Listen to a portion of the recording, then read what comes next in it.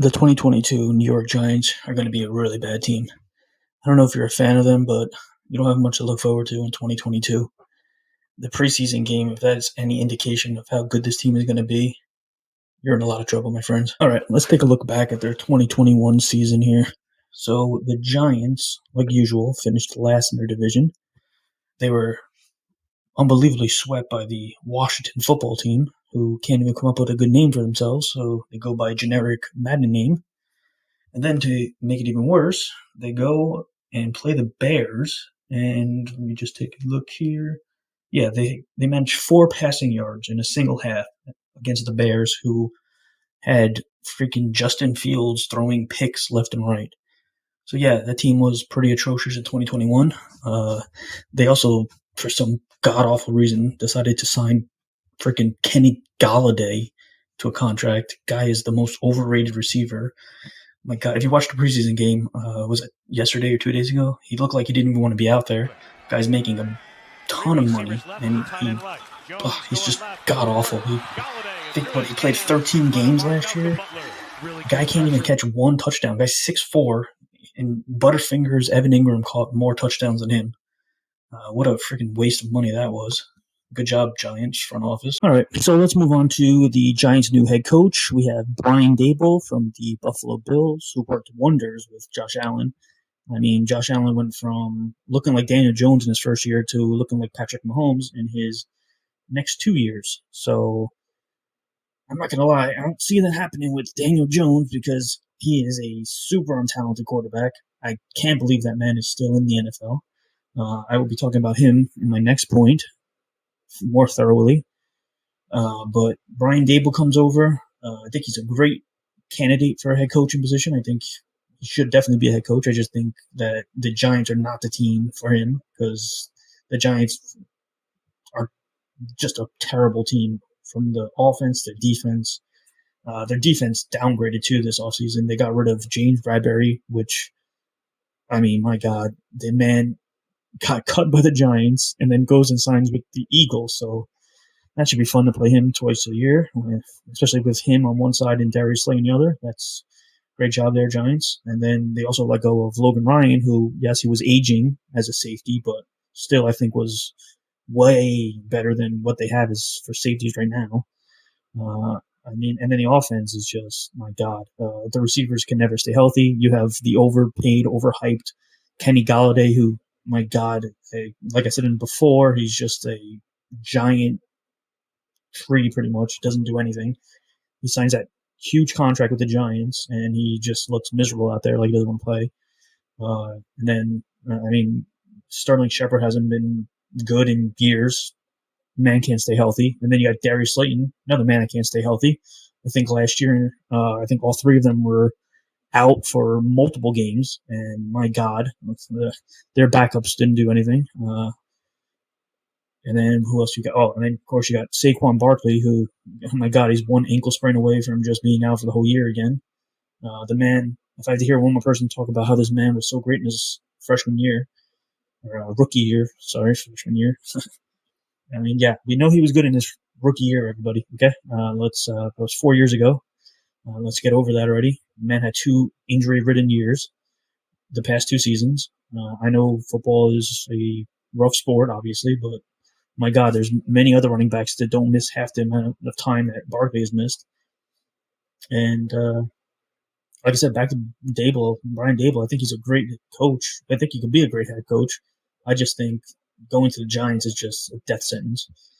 Also, death sentence is going into the NFL as an assistant for the New England Patriots.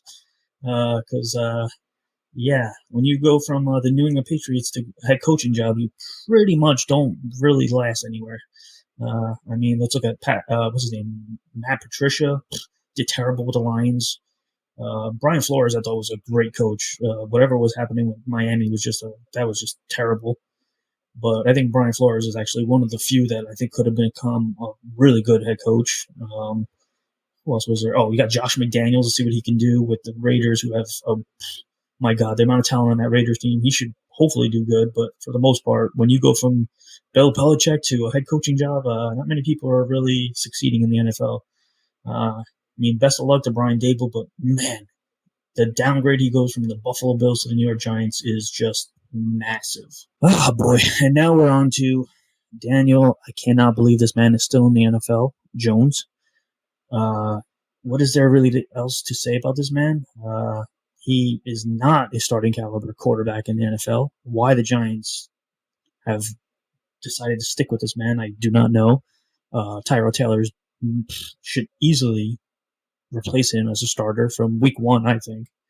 I mean, this is going to be his last year, unless he has some insanely good year stat-wise, and the Giants decide to sign him to a longer contract, but you probably have a better chance of Evan Ingram actually catching passes that get thrown to him. What else is there really? I mean, what else is there really talk about with Daniel Jones? Everyone knows who he is. He's a terrible quarterback. By the way, the Giants could have actually selected Daniel Jones. Jesus, they could have selected Josh Allen in the 2018 draft, but instead they went and got Saquon, hurt every year, Barkley. And I know Giants fans are going to be saying, "Oh, well, he had a great rookie year here."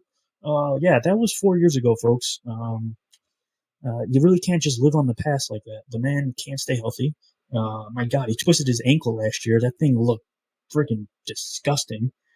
And then you got Daniel Jones over here. I forgot if it was last year or the year before when the man broke a 90-yard run and ended up tripping himself.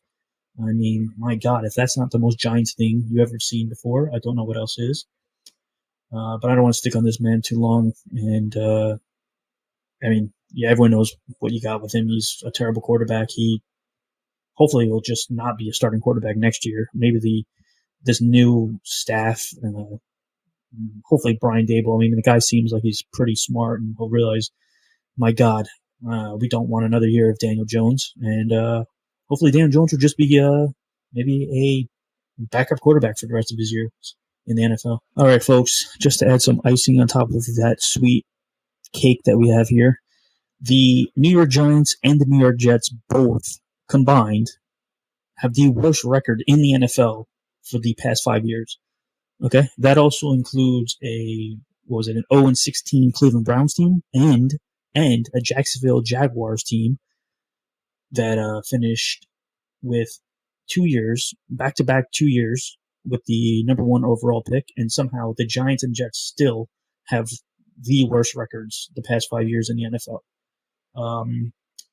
Yeah, I don't see any real good things coming out of the Giants this year. They're going to be a terrible team. I mean, I'm blown away by the fact that Daniel Jones is still a quarterback. I'm blown away by the fact that they did that horrible contract for Kenny Golladay last year. My God, what a waste of money that was.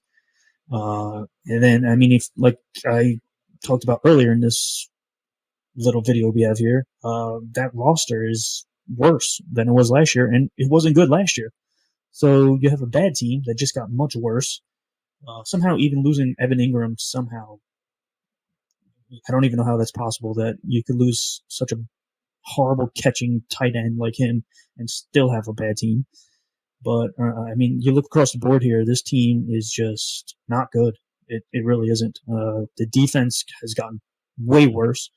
And the offense is just, my God, they cannot stay healthy. I don't think there was maybe, 2-3 games last year where the starting offense actually played a full game together. I mean, like I said before, I know it's the NFL and injuries are common, but my God, that is just New York Giants luck right there, that you can't even have your starting wide receivers out playing a game together. I mean, my God. I will say this to end this video. Luckily, the Giants only have one primetime game, so luckily we don't have to bear witness to this horrible train wreck. I feel bad for Brian Daboll.